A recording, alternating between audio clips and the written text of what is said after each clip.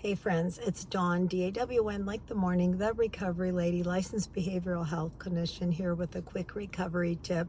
I wanted to pull over and do this really quick as a part of our Empty Nest Life series. And it is critical as an empty nester that you know when to be quiet. And what I mean by that is when to reach out to your adult children and when not to. If you have any history of codependency, it's very easy. Codependency means being addicted to another person, needing that person to be okay so you can be okay. And you can tell if you have that because it's like you hear that person's voice, you know where they are. This happens with our adult kids, and it's like, oh, the oxytocin, the good hormones come out, and it feels really good. But when we are constantly texting, constantly calling, constantly reaching out to our adult kids, it becomes like, mom, oh, dad, oh, grandma, if it's constant, because we're trying to get our need met.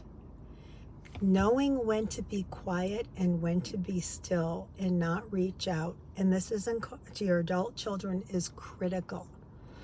All of a sudden, you'll find out when you aren't obsessively texting, checking in every day, unless you have a prearranged, mutually agreed on arrangement with your adult child, like, hey, let's talk Tuesdays and Saturdays, or let's check in every Friday, something like that. And it's this neediness because you're trying to fill that void in you. They're going to start to avoid you. Being quiet with your adult children doesn't mean not talking when you're with them. It means not reaching out to them so much. Throughout the day, all the texts, hey, thinking of you, hey, got a new dish towel, whatever it is. It's sitting. And you know what? If you are overdoing that and overusing it, after a few days, maybe a week, maybe longer, depending on your child, and different kids are different, they're going to start reaching out to you. Hey, how are you doing today? Hey, are we getting together? Because it's like, gee, mom, dad, grandma, aunt, uncle's been kind of still for a while. Haven't really heard from them in a minute. This is not a game. This is not a stonewalling or we're not talking to somebody. This is sitting in our discomfort. And when we just feel that need, because we need that attachment, this can be really common with empty nester, single parents, that you just need that human connection. I've struggled with this myself, so you're reaching out to them to feel that connection, because maybe you're having loneliness, isolation, depression, and you need that fix. Sitting in that moment and saying, hey, no, I'm going to be still. I'm going to be still. I talked to them 3 days ago. You may think you didn't. Check your phone. Are there text messages? Did you have a quick call? Because your adult child, they've talked to you sometimes, and they think, and you're thinking it's been days, years. It hasn't. Months, weeks. Look at your phone. Okay, I talked to them last on this day. Okay, yeah, all right, we texted on this day. And just pull back a little bit. Neediness is unattractive with friends, coworkers, our children, our mate. If I just need you, and need to hold on to you so tight so I'm okay, it's a repellent to the person we love. And that's a form of codependency.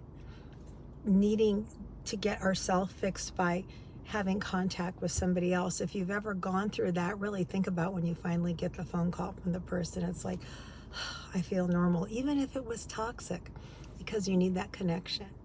So sitting in the discomfort and saying, okay, I talked to Johnny on Monday. It's Thursday. I'm just going to let it be.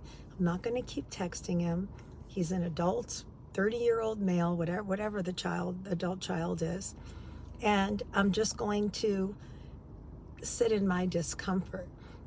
I know what I can't do. I can't be reaching out to him all the time because it's going to have the opposite effect. But what can I do? What am I able to do?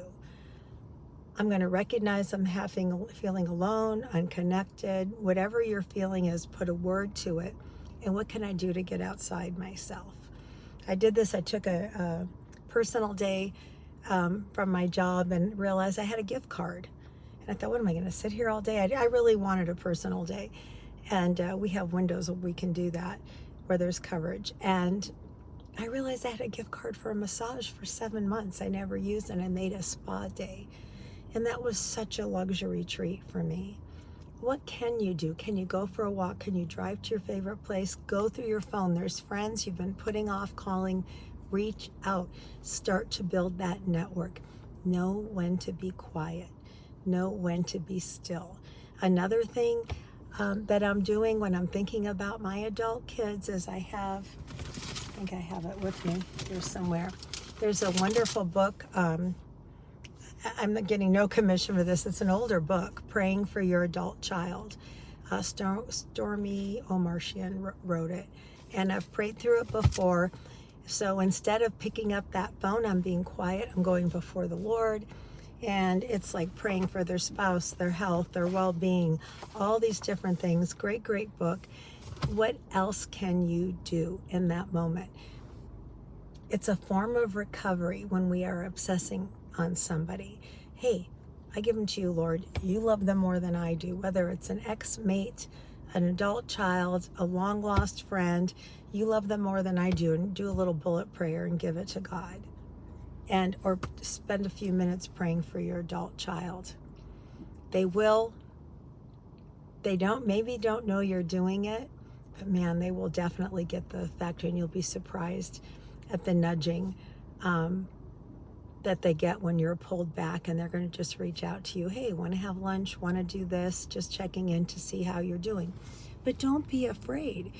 Don't be afraid to also speak your need. If time is going by and they reach out, you could say, hey, your sibling always asks how I'm doing when they call. I don't talk to them often, maybe once a month, but when they call, hey, what's going on with you, Mom? And ask about my life. And I had one child that wasn't doing that, and I just said, and when the sibling was knowing more about my life than the other one, I just said, well, that one asks.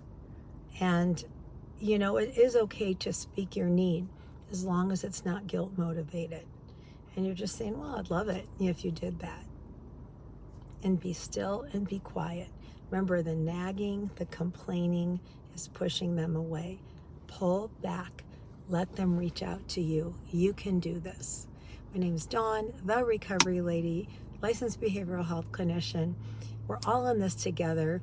This Empty Nest series is, I saw on Nextdoor, a lady posted, I'm 62 years old and I'm so lonely and I sit here myself, and it's heartbreaking. It's heartbreaking. I saw somebody else post in the Nextdoor app, I am so lonely. Does anybody want to walk with me? Is there another female? Don't be afraid to reach out, maybe not in a public forum, but get involved with your temple, your synagogue, your church. Look for charities where you can serve and build a new community. You can do this. But for right now, I encourage you to be quiet, pull back, focus on your life, and let them start reaching out to you. Love you guys. Please like, share, and subscribe.